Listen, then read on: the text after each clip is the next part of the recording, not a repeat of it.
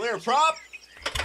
Star 738, Yankee number 2, following twin traffic, 3 mile final, clear subject. 1 Charlie Bravo, exited in runway 25, going 4 mile final. This is Behind the Prop with United Flight Systems owner and licensed pilot Bobby Doss and his co-host, Major Airline Captain and designated pilot examiner Wally Mulhern. Now let's go Behind the Prop. What's up, Wally? Hey, Bobby, how are you? I am fantastic, as always. This week is more of a Reader Digest type show, I think. It's a little bit of education, but a little bit more storytelling than normal. I think I always tell people when they say, what's behind the prop? I say it's a podcast where we tell stories and teach lessons from behind the prop. So this is more of a storytelling episode. We're actually going to call it Check Ride Stories. So Wally obviously has done a lot of check rides, over 1,000 now. And we talked to a lot of other DPEs. So we're going to kind of tell 3 buckets of stories today, give you guys and gals something to think about before your check rides, and hopefully make you better pilots along the way as well. So what's the number now, Wally? Do you know the real number, total number of check rides? Oh, I could pull it up here. It's probably, I'm guessing, 1,080, something like that. How many check rides have you taken in your lifetime? Oh, yeah. A bunch. I can't even tell that. That's 3 digits, I would assume. Over 3 digits. Oh, yeah. Yeah. So lots of experience on one side of these microphones. I personally have taken 4 check rides, so I'm climbing to catch you, but it's going to be a few years before I get close to your numbers. But I'm going to keep trying. There you go. So let's talk about big mistakes. I think everybody wants to know about mistakes first and foremost. We'll just go right to that right off the bat. We talked about these things before the show, but what's the big mistake, the biggest mistake that you see pilots making on check rides that we got to eliminate right now? Well, I think one problem that we have is, and this is, we're going to go down a hole on this one, but I think the applicant has to understand that the examiner is not there as a co-pilot. They're not there as a flight instructor. So the applicant really should be treating the examiner as just a passenger. And where that comes to bite a lot of people is they don't do that. They treat me like a seasoned pilot, which I am. So it's tough. There's a little bit of role playing. But for instance, when I get in an airplane, I don't close the door. Okay, I expect the applicant to make sure the door is closed. And there have been check rides where we've taken off with the door open, and most of the time these don't end up with a result that the applicant is happy with. And they'll look over at me and they'll go, "Oh, why didn't you close the door?" I said, "Well, it's on your checklist, and you read that it was closed, but it wasn't closed." And that goes back to the fact that for these more advanced ratings, instrument and above, a lot of these people a lot of the students or the applicants, I should say, have never flown an airplane without another pilot or probably a CFI in the right seat. And they become too dependent on that. They've probably got in those planes with those fly schools and the doors being closed before they even have the opportunity to talk about a checklist where close the door is on that checklist. Right, exactly. So, and I always, and of course we're talking about mainly Pipers or maybe a twin-engine airplane Beechcraft or something that has only one door. 172 is a little bit easier. Just closing the door is a little easier than in a Piper because there's two latches. But I will I will be over animated as we're taxiing out. I mean, I'll be looking up at the sky, and I'll even comment, wow, we got a really blue sky. And I'm looking up, and the applicant will go, yeah. And we take off, and the door's open. And, they look at me like I got watermelons growing out of my ear. Like, why didn't you close that door? Go, I'm not sure how to do it. Yeah, I was pretty surprised that that's one of the big mistakes, because I would just think that would be something that everyone would do. Maybe not in an August day before they got to the hold short line, but you would definitely think that would be my last little button up before I take off, to make sure that stuff was done for sure. Yeah, and where does that come from? Well, that comes from the CFIs doing it. So you CFIs out there, if we got any listening, I mean, you need to make sure that your student is at least making sure that the door is closed. I mean, it should be a reach over and push the door to try to open it, or something. Yeah, for sure.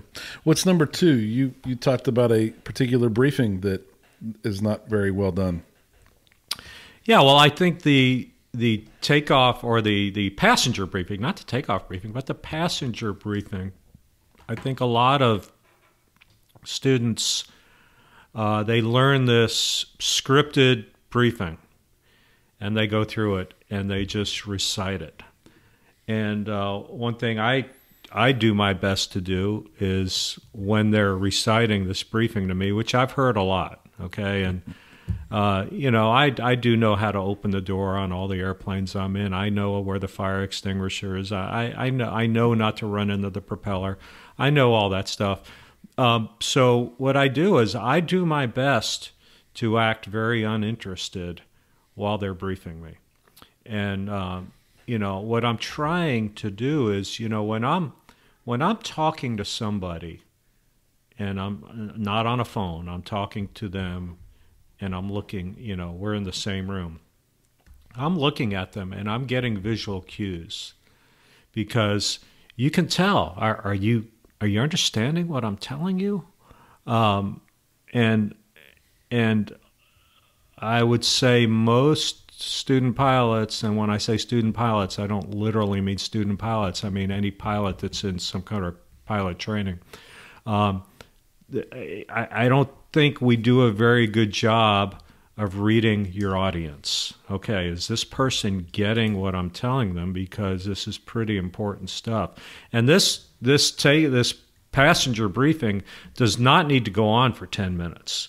I mean, I think you can hit the important stuff within about 45 seconds. So this isn't something that needs to go on and on and on, because you're going to lose your audience. Yep.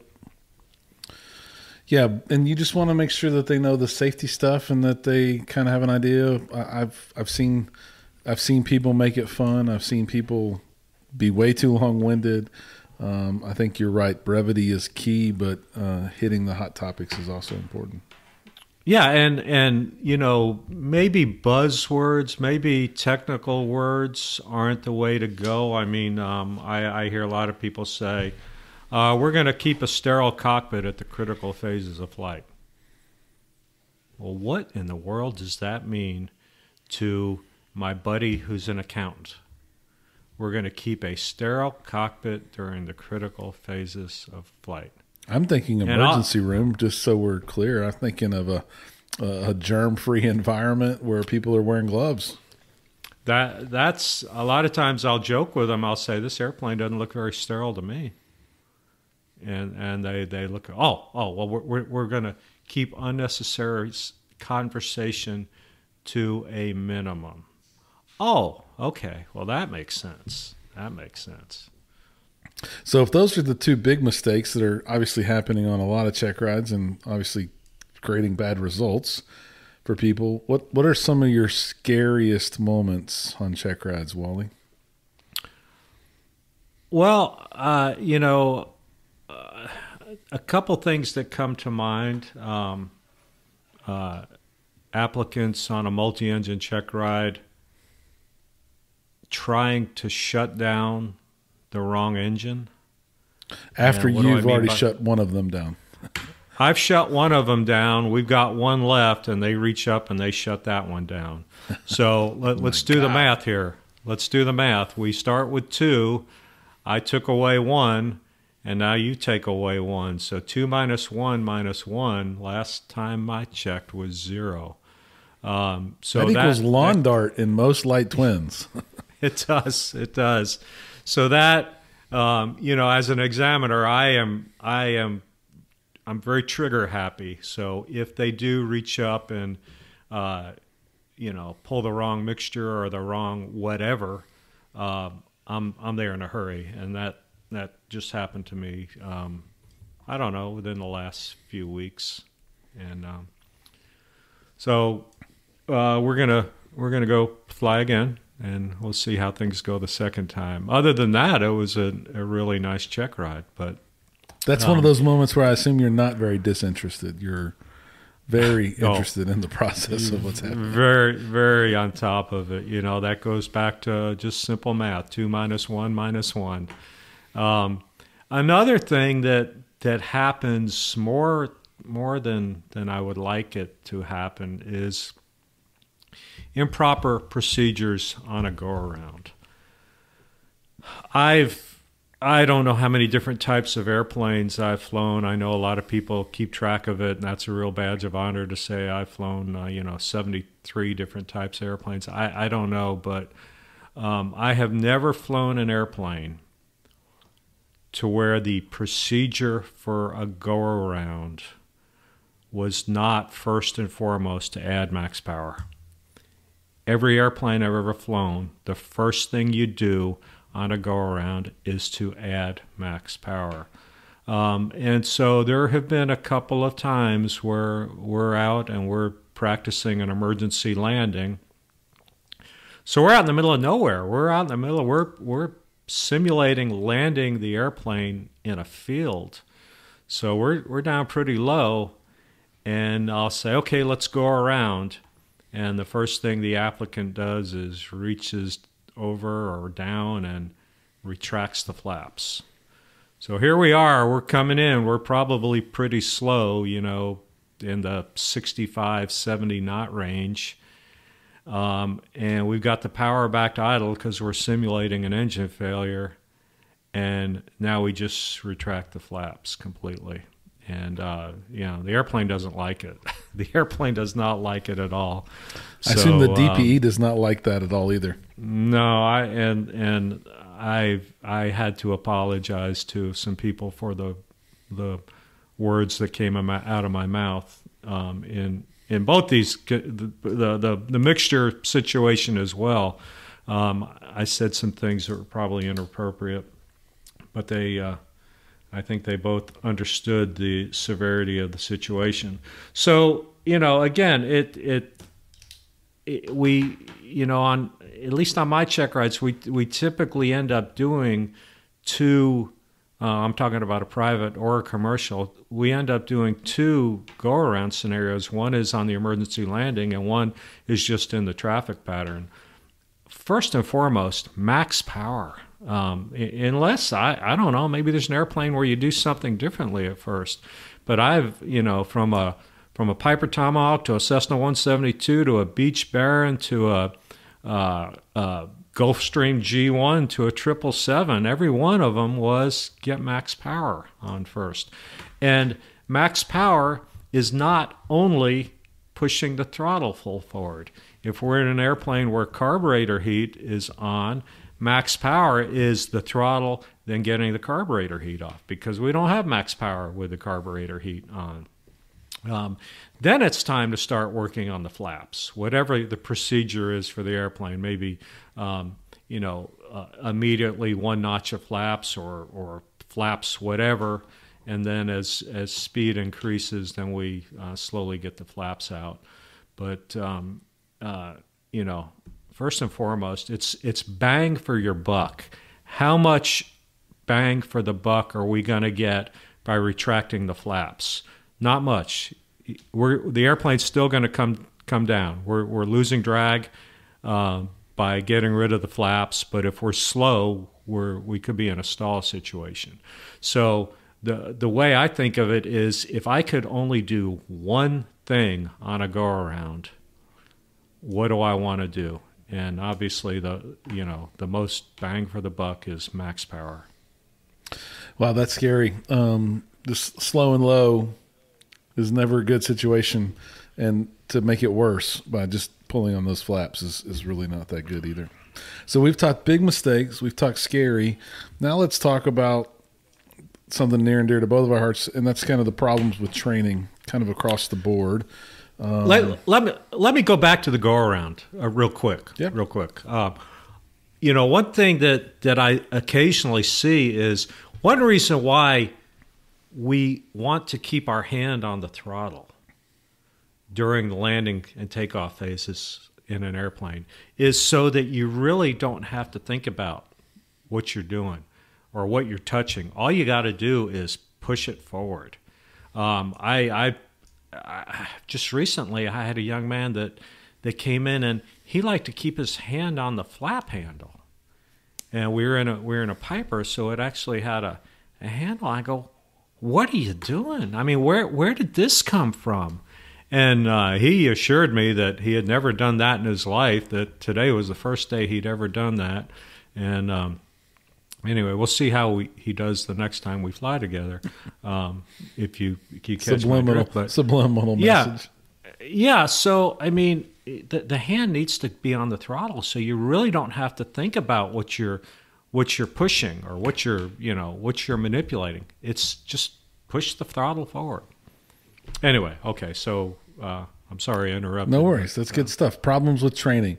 There's some systemic things that occur that make your job difficult as an examiner, or keeping what I'll call professional trainees, people that are trying to go from zero to the airlines, keeping them from becoming better pilots because of some of the ways that training's working right now.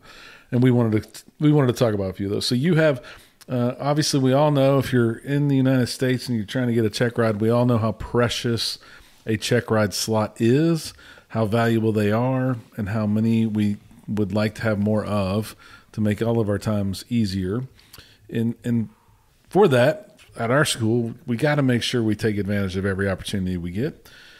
Wally, you told some recent experiences of commercial check rides and a little bit of weather. Let's talk through what's going on there. Yeah, I'm working with two check ride applicants right now who are trying to get a commercial check ride done, and both of them we've been going at it for a couple of months, really. One person we did the ground, we got in the airplane, we had a little mechanical issue. And so we had to come back, and we had to discontinue for that. And then we've been trying to get the stars aligned for his schedule, my schedule, and the weather schedule. And we're going to try to complete this check ride here in the next few days. And he's coming up on we're going to do this about 3 days before his 60 days expires. But we've had a few weather days where we had one day where the ceiling was being called as 1800 broken, and I called him up the morning of the check ride, and I said, "Well, I just got one question for you." I said, "Are you IFR current?" And he said, "No." And my jaw dropped. I couldn't believe it. I said, "Well." Yeah, I said, if you were IFR current based on this kind of weather, because we checked and the tops were about 3,000. I said we could complete this check ride if you were IFR current, but you're not, so we can't. And this is a guy who's probably flown with an instructor and other people, building time, doing long cross countries, landing at airports very often. All they had to do was the approaches, the hold here and there, like keep their skills up while doing all this other time building flying. Yes. And then I've got another guy who we've never even met. We've had about 5 or 6 check rides scheduled, and the weather has become an issue. And that same day, with those same weather conditions, I asked him, I said, "Are you IFR current?" He said, "Well, let me go look." And he calls me back and he says, "Well, my IFR currency expired yesterday." And I said, "Well, okay, so you're not IFR current either." And I'm thinking, what in the world is going on? Why are we not staying current? I can honestly say, I mean, I took my first flying lesson August 31st, 1981, so I think that coming up on 43 years for me. I have never not been IFR current. Never. End of story. I have never not been IFR current. And that's not because other people made you do it. It's because you chose to stay current. Absolutely. Absolutely. So, you know, and I tell applicants when we do an instrument check ride, I say, okay, you now are an instrument-rated pilot. Instrument proficiency is and this is a phrase I've come up with. I say instrument proficiency is a highly erodible skill, and especially at the level you are, because you know when you just get your check ride, you have relatively low experience. Yeah, you've got 40 hours, but the skills are gonna erode quickly. So you gotta keep doing it. You've got to keep doing it. You know, when you learn to play basketball, just because you're working on free throws or working on that 3-point shot doesn't mean you forget about dribbling. You know, you got to keep all the skills up. And you know, everybody assures me, "Oh, I'm gonna do this. I'm gonna stay current." And then guess what? They come back the next day. They start working on chandelles and lazy eights, and they totally forget about ILSs and holding. So it's I don't know. It's in a that little same bit frustrating regards, though. You also brought up that private applicants they don't have the basis for currency. They can't talk about currency. It's not a one-liner. You have to understand currency. You have to understand what keeps you day and night current. If we could build that foundation, maybe it would transcend through the commercial. But talk about what's wrong with private pilots' ability to define and talk about currency. Well, you know, when I was becoming an examiner many years ago, you have to go up to Oklahoma City to a 4-day class, which is actually really pretty good. And one thing you do while you're there is you develop your own plan of action, which is the FAA's say of creating a document that we use to conduct a check ride. An examiner is required to have a POA or a plan of action for all the check rides that they are qualified to give. So I have one for private, commercial, and so forth. Well, as I'm making my private pilot plan of action, I thought to myself, I says, okay, I'm gonna start off my check rides with a softball question. Of course, I want all my applicants to pass. I do. And so I would say, you know, one of the very first questions, really, within the first 10 minutes of, tell me what you need to have had done to be considered current for this flight. And I really thought it was a softball question.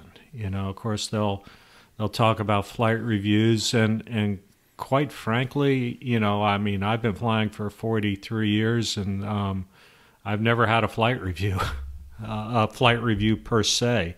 I mean, as long as you're getting check rides, they count for flight reviews. So I have never. Back in the day, they used to be called a biennial flight review, but now we just call them flight reviews. I've never had just a flight review in and of itself. But what I'm trying to say is what I want to get from the applicant is I need 3 takeoffs and landings in the preceding 90 days in the same category and class of airplane. And I really thought that was a softball of a question. I mean, when I say that, I thought it was, okay, that this is something that nobody will miss. But a lot of private candidates have a lot of trouble enunciating that. They have trouble. They'll tell me, well, I need 3 landings in the preceding 90 days. Okay, all right, so you don't need takeoffs. And then I'll get a kind of a look, and they'll go, huh? Well, how would you land without a takeoff? I said, well, suppose you got a buddy with you, and your buddy does the takeoffs, you do the landings. Does that count? Well, a lot of times they end up looking it up, and they go, oh, it's takeoffs and landings. So to the CFIs, make sure you're teaching that it's takeoffs and landings. It's not just landings. But the thing that gets most of them is it's category and class. So category and class would be single engine land.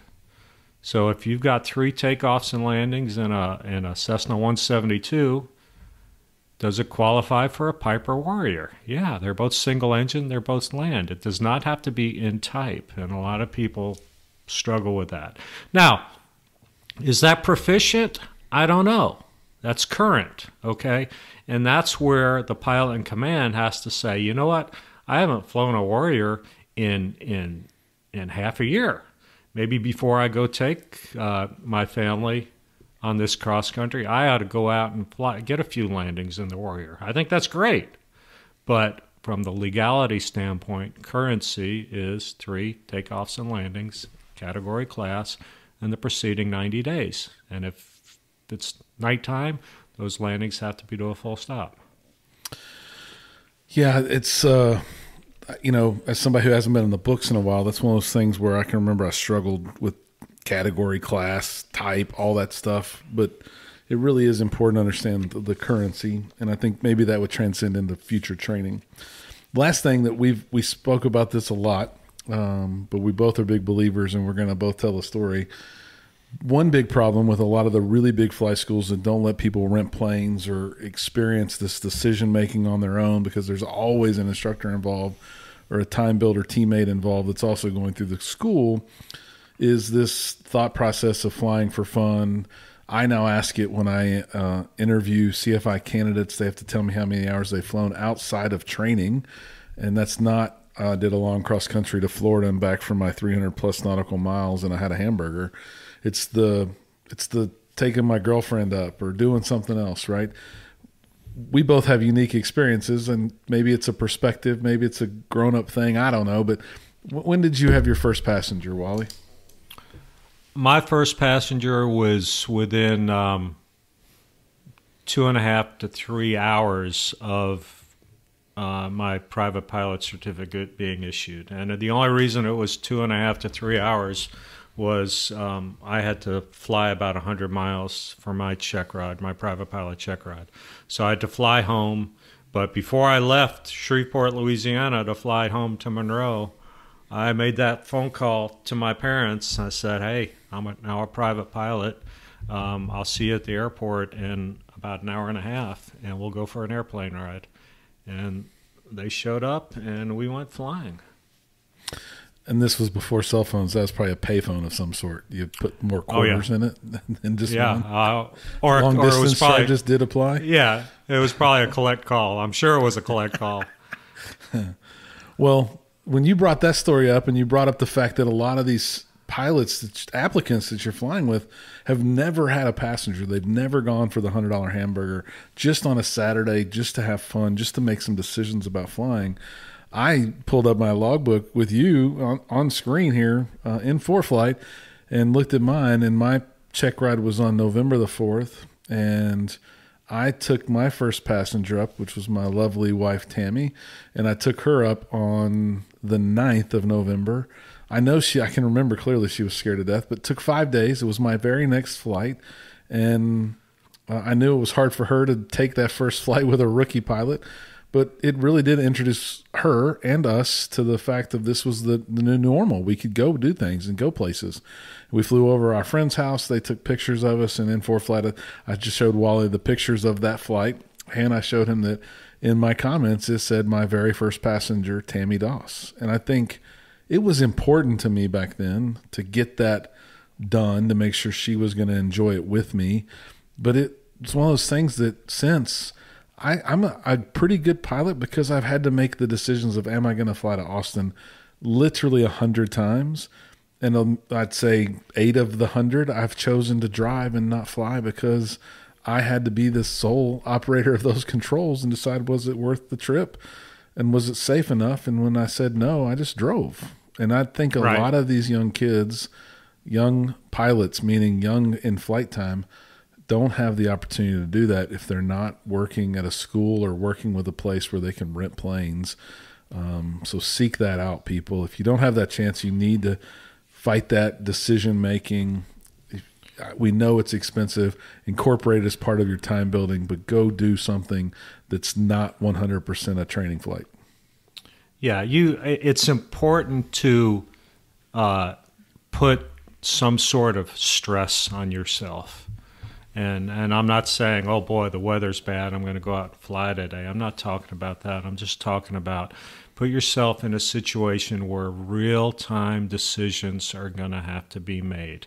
I mean, we're recording this on the weekend of the granddaddy of them all as far as golf tournaments go, the Masters.